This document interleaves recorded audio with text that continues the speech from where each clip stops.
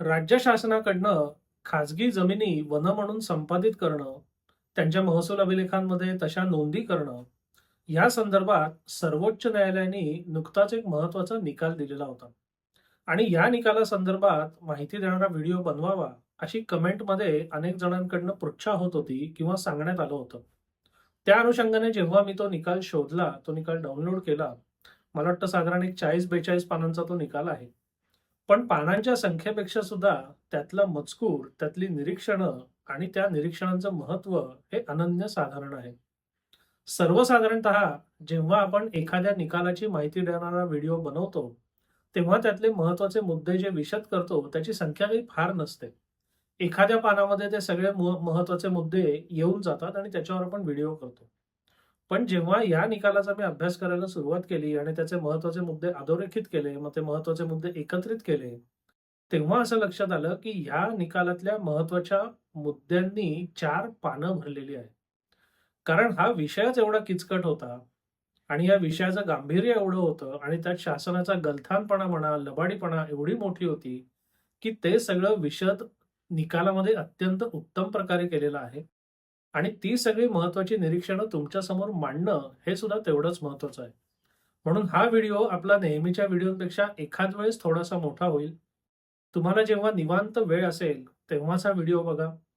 मोठा सविस्तर व्हिडिओ बघायची तुमची तयारी असेल तरच हा व्हिडिओ बघा. अन्यथा हा व्हिडिओ आत्ताच इथेच सोडून दिला तरी काही हरकत नाही. तर या प्रकरणातला सर्वोच्च न्यायालयाचा जो निकाल होता, त्या निकालात सर्वोच्च न्यायालय काय म्हणतं ते आपण आता बघूया. सदर 96 दिवाणी अपिलांचा समूह दिनांक 27/9/2018 रोजी मुंबई उच्च न्यायालयाने दिलेल्या निर्णयाविरुद्ध दाखल करण्यात आलेला आहे. हा निर्णय अपीलकर्त्यांनी दाखल केलेल्या विविध लेखी याचिकांवर दिलेला होता. उच्च न्यायालयाने महसूल नोंदींमध्ये करण्यात आलेल्या बदलांमध्ये हस्तक्षेप करण्यास नकार दिला. त्या नोंदींमध्ये संबंधित जमिनींवर वनविषयक कार्यवाही झाल्याचे आणि त्या राज्य सरकारमध्ये निहित झाल्याचे नमूद झालेले होते. उच्च न्यायालयाने असा दृष्टिकोन स्वीकारला की सुमारे 1960च्या सुमारास काढलेल्या नोटिसा आणि त्या नोटिसा अधिकृत राजपत्रात प्रसिद्ध झालेल्या असल्यामुळे त्या जमिनींना खाजगी वन मानण्यास पुरेसा आधार उपलब्ध आहे. या कारणास्तव उच्च न्यायालयाने याचिका फेटाळून लावल्या आणि जमीनधारकांनी केलेल्या मागण्या देण्यास नकार दिला. राज्य सरकारचे प्रतिवादी अधिकारी असा दावा करतात की 1960च्या दशकाच्या सुरुवातीला कलम 35(3) अंतर्गत नोटिसा काढण्यात आल्या आणि त्या अधिकृत राजपत्रात प्रसिद्ध सुद्धा करण्यात आल्या. या नोटिसींचा उद्देश असा होता की ज्या जमिनी वन म्हणून वर्णन केल्या आहेत त्यांच्या मालकांना कारणे दाखवा नोटीस देऊन कलम 35(1) अंतर्गत नियामक उपाययोजना का लागू करू नये याबाबत आक्षेप नोंदवण्याची संधी देणं. तसेच त्यांना आक्षेप आणि सुनावणीची संधी देण्यात येणार नव्हती आणि दरम्यान कलम 35(4) नुसार अंतरिम निर्बंध लावले जाऊ शकत होते. या नोटिसा अपीलकर्त्यांना आणि त्या भागातील इतर खाजगी जमीनधारकांना पाठवल्या गेल्या असं राज्याचं म्हणणं आहे. मात्र जमीनधारकांचा आरोप असा आहे की या नोटिसा कलम 35(5) नुसार वैयक्तिकरित्या बजावण्यात आलेल्या नाहीत. कोणतीही हरकत तपासणी घेण्यात आली नाही आणि सगळ्यात शेवटी कलम 35(1) अंतर्गत अंतिम अधिसूचना काढण्यातच आलेली नाही. सुमारे 2001 पासून राज्य सरकारने एक प्रशासकीय मोहीम सुरू केली, ज्यामध्ये गाव नमुन्यांच्या नोंदीमध्ये बदल करून त्या जमिनींवर वन कार्यवाही झाले असल्याचे दाखवण्यात आले. तलाठी व मंडळ अधिकारी यांनी गाव नमुना 7-12 व इतर हक्कांच्या स्तंभात 1960च्या दशकातील कलम 35(3) नोटिसांचा संदर्भ देऊन नोंदी सुद्धा केल्या. कलम 35 प्रक्रियेबाबत उच्च न्यायालयाने राज्याचा दावा मान्य केला की कलम 35(3) अंतर्गत नोटिसा जारी करण्यात आल्या होत्या, बजावण्यात आल्या होत्या. तसेच काही प्रकरणात कलम 35(1) अंतर्गत अधिसूचना लागू होती. यासाठी गोल्डन रजिस्टर, राजपत्रातील उतारे, कलम 5 अन्वये ताबा नोटिसा, 1976 मधील यादी व पंचनामे यांचा आधार घेतला गेला. याचिकाकर्त्यांचे प्रतिवाद अस्पष्ट असल्याचे उच्च न्यायालयाने नमूद केले. आम्ही संपूर्ण नोंदीवरील कागदपत्रे, अपीलकर्ते आणि राज्यांचे वकील यांचे युक्तिवाद तसेच उच्च न्यायालयाचा आदेश काळजीपूर्वक तपासलेला आहे. त्या आधारे आमचे असे मत आहे की उच्च न्यायालयाचा निर्णय कायम ठेवता येणार नाही. आमच्यामध्ये कायदेशीर परिस्थिती स्पष्ट आहे. कलम 3(1) नुसार आणि कलम 2(f)(3) च्या आधारे जमीन राज्यात निहित होण्याकरता कलम 35(3) अंतर्गत केवळ नोटीस प्रसिद्ध करणे पुरेसे नसून ती जमीनधारकास बजावली जाणे आवश्यक आहे. इशूड या शब्दात प्रत्यक्ष सेवा समाविष्ट आहे, कारण नोटीस बजावल्यावरच मालकाला आक्षेप नोंदवण्याचा अधिकार मिळतो किंवा अधिकार प्राप्त होतो किंवा संधी मिळते. जर आक्षेप नोंदवण्यासाठी वेळ दिला असेल तर त्याच वेळी कलम 35(1) अंतर्गत अंतिम निर्णय झाला असे मानता येणार नाही. अन्यथा त्या सुनावणीचा अधिकार हा निरर्थक ठरेल. महसूल नोंदीतील म्युटेशन एंट्री म्हणजे फेरफार नोंदी या केवळ प्रशासकीय स्वरूपाच्या असतात. त्या राज्याचा मालकी हक्क निर्माण करू शकत नाहीत किंवा खाजगी मालकांचा हक्क संपुष्टात आणू शकत नाहीत. या प्रकरणात कायद्यातील आवश्यक साखळीतील महत्वाचे दुवेच अनुपस्थितीत आहेत. कलम 35(3) नुसार नोटीस बजावल्याचा कोणताही पुरावा नाही. कलम 35(1) अंतर्गत अंतिम अधिसूचना नाही. जमिनीचा प्रत्यक्ष ताबा मूळ जमीन धारकांकडेच राहिलेला आहे. महसूल नोंदीमध्ये सुद्धा तेच धारक म्हणून नमूद आहेत. कलम 5 अंतर्गत ताबा घेण्यात आलेला नाही.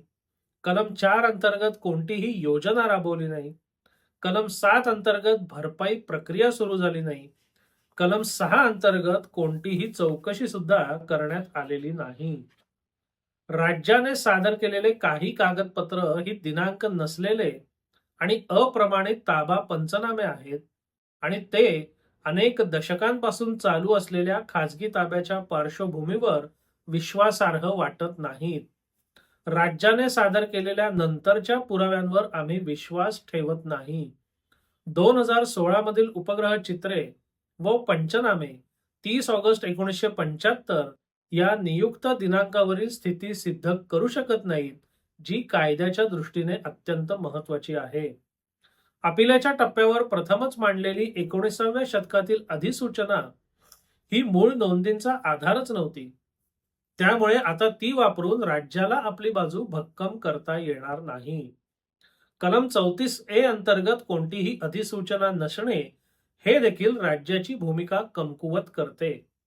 कलम 22(a) अंतर्गत पुनर्स्थापना करण्यासाठी प्रथम वैध वेस्टिंग म्हणजे वैधरित्या मालकी मिळणं आवश्यक आहे. जेव्हा मूळ वेस्टिंगच सिद्ध होत नाही तेव्हा नंतरची पुनर्स्थापना त्या मूळ दोषाची भरपाई करू शकत नाही. आमच्यामध्ये कलम 6 अंतर्गत चौकशीसाठी प्रकरण परत पाठवणे योग्य नाही. अशी चौकशी नियुक्त दिनांकाच्या आसपास होणं आवश्यक असतं, जेणेकरून जमिनीचे स्वरूप सिद्ध करण्याकरता योग्य पुरावे मिळू शकतील. जवळपास 50 वर्षानंतरची ही प्रक्रिया केवळ औपचारिकता ठरेल. यानंतर न्यायालयाने या अपिलांचे 3 गट केले. पहिला, मालकीचा प्रकार. 77 प्रकरणांमध्ये मालकी हक्क पुढील व्यवहारातून आलेला आहे. 19 प्रकरणांमध्ये मालकी त्याच कुटुंबात सतत राहिलेली आहे. दुसरा प्रकार, मालकीचा कालावधी. 72 जणांनी MPFA लागू झाल्यानंतर जमीन घेतली आहे आणि 24 जणांकडे त्याच्या आधीपासून जमीन होती. बांधकामाची स्थिती. 26 जमिनींवर काही स्वरूपात बांधकाम आहे आणि 70 जमिनींवर बांधकाम नाही किंवा स्पष्ट माहिती नाही. पण या सगळ्या गोष्टी वेस्टिंग म्हणजे मालकी मिळण्याच्या प्रश्नासाठी अजिबात निर्णायक नाहीत. महत्वाचं म्हणजे इंडियन फॉरेस्ट ऍक्ट आणि महाराष्ट्र प्रायव्हेट फॉरेस्ट ऍक्ट यामधील कायदेशीर अटींचे पालन झाले आहे का हे तपासणे. सदर प्रकरणातील परिस्थिती गोदरेज प्रकरणासारखीच आहे, ज्यामध्ये सर्वोच्च न्यायालयाने वेस्टिंग म्हणजे मालकी मिळाली नसल्याचे ठरवलेले होते. या सगळ्या कारणांमुळे ही सर्व अपिलं मंजूर करण्यात येत आहेत. मुंबई उच्च न्यायालयाचा निर्णय रद्द करण्यात येतो. उच्च न्यायालयातील याचिका मंजूर करण्यात येतात. संबंधित जमिनींना खाजगी वन म्हणून घोषित करणारे सर्व फेरफार आदेश आणि नोंदी रद्द करण्यात येत आहेत. महसूल नोंदीमध्ये त्यानुसार दुरुस्ती करण्याचे सुद्धा आदेश या निकालाने दिलेले आहेत. म्हणजे हा निकाल आणि ह्या निकालातली परिस्थिती आणि यातली निरीक्षणं जर आपण लक्षात घेतली, तर आपल्याला एक अतिशय स्पष्टपणे बाब जाणवते. ती म्हणजे कधीतरी 1960 मध्ये काढण्यात आलेली नोटीस, त्याच्या आधारे 2001 आणि त्याच्यानंतर करण्यात आलेल्या कारवाया, मग महसूल अभिलेखामधल्या नोंदी असतील, पुढच्या सगळ्या कारवाया असतील, ह्या शासनाच्या दृष्टीने जर विचार केला, तर त्या चुकीच्याच ठरतात. एखाद्या नोटिसीनंतर 40-45 वर्षानंतर जर तुम्ही त्याची अंमलबजावणी करणार असाल, अंमलबजावणी करताना सुद्धा त्याच्यात जर तुम्ही लबाडी करणार असाल, जेणेकरून अंमलबजावणी विरुद्ध जो आक्षेप आहे, तो नोंदवताच येणार नाही, तर त्या सगळ्या कारवाईला कायदेशीर म्हणता येणार नाही. आणि शासकीय कारभारातला हा सगळा गलथानपणा किंवा जाणून-बुजून केलेली लबाडी सर्वोच्च न्यायालयाने या निकालाने हाणून पाडलेली आहे.